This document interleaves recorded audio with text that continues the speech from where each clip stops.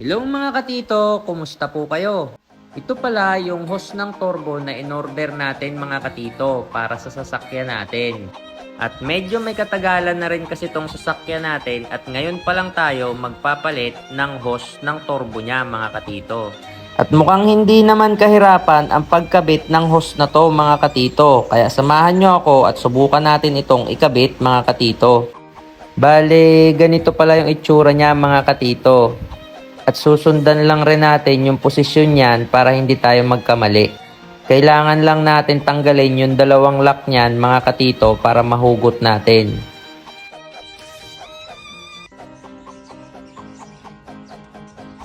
At kaya nga pala tayo mga katito magpapalit nitong bagong hose.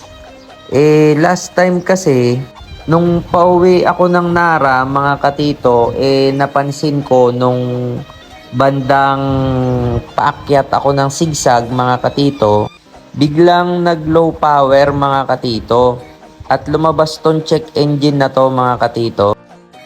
Ayan, at nag-indicate sa dashboard natin yan mga katito.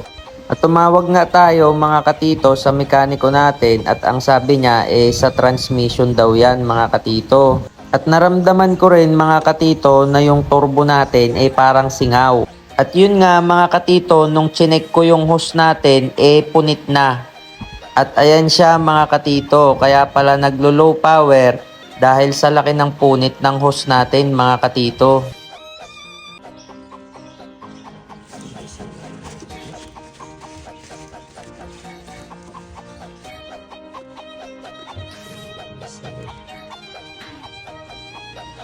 Spray natin ito yung mga langis-langis mga katito. Maganda rin to natutuyo agad.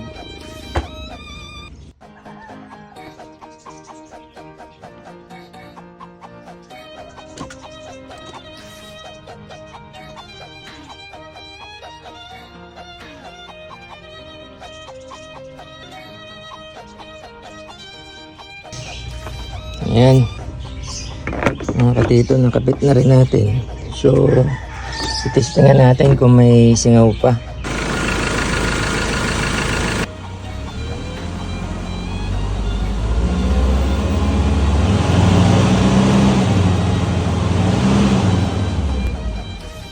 Try natin itakbo mga katito.